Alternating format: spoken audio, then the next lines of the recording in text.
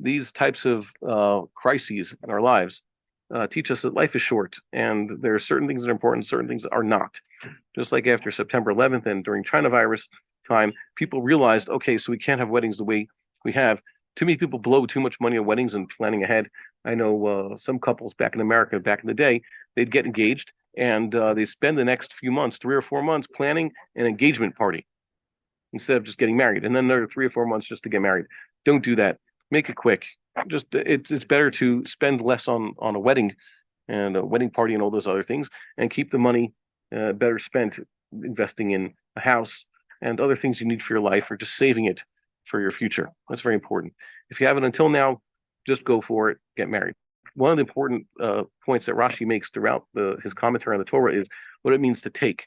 And when it talks about others taking each other, like Kach Avram, like Kach Moshe, Aaron, like Kach Moshe eth Aaron, what is it talking about? So Rashi explains based on the Targum Devar with words.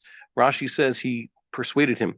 He was able to convince someone to do what he wanted. So Avram Avinu talked people into coming with him to Eretz Canaan.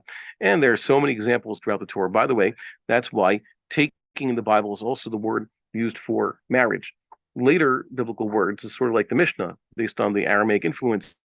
Nisuin, Nun Sin Aleph. That's after the destruction of the first temple, they used that verb. Beforehand, it's always a form of taking. So there's a drasha that says that the act of marriage has to be performed as sort of like a transaction, as though a person's buying a field. Yes, that's true, but that's almost a drasha. If it isn't an actual drasha, the point of taking a wife and use that verb, which usually means using one's ability to talk, talking someone into something, teaches us that a guy, in order to get married, has to convince his mate.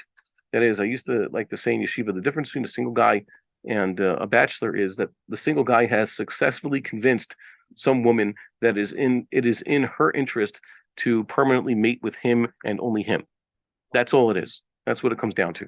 So for those who are still looking, what you have to do is, if you see something that is good for you, okay, if you see what you like and you're convinced that this is a good match, you have to do the talking. You have to be as persuasive as possible. I learned this from Rabbi Chagai Lober, who teaches acting. I don't know if Espeklaria is still around, but he's a religious Jewish actor, and I think he's also an ordained rabbi. You could go look him up. He's a very interesting fellow.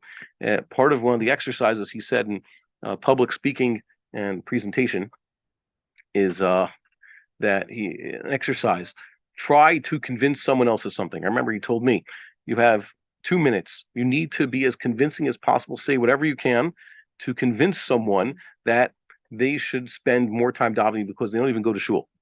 And I said this, and I really mustered it, and I tried this, and he said, wow, that was actually quite convincing. He says, why? Because sometimes when you're back to the wall, whatever it takes, you'll say whatever it takes, or you have to argue for something, you're going to do it. I also learned this from Rabbi Avram Khan back in New York. He has a story about someone who was able also to be very persuasive, very convincing. He used all his arguments he could, and he succeeded. Why? Because he had his back to the wall. A person is really himself is convinced. He sees that this is what's right for him. He shouldn't just, let's say, take a no. Too many guys give up too quickly. Go for it. Show her why. Say what you need to say. A lot of guys are too shy. They're afraid of saying what they really feel, or perhaps even women don't ever lie to a woman. Perhaps you need to exaggerate. Read what the mashgichim, like Rabbi Victor Miller, said about the right ways. But whatever it is, if it's the right thing, go for it. Talk her into it. It's your job, and that's what even the Bible says to do. Why? Because that's what it means to take a wife. Okay. I hope that last time I tried to. I offered this. Some people took this unsolicited advice. They said, "No, it's being sensitive and all that."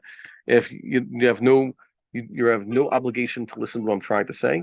I know that these ideas have worked for others. And look, if you're single, I don't think you have anything to lose. Just go for it. And by the way, I've also been told by quite a few women, especially back then, yes, that's the approach they want. They want a guy who's able to take charge and not be shy about these things. Okay. And as for you ladies who are just waiting around for guys, I don't know. I have any good advice for women. Talk to my wife about that.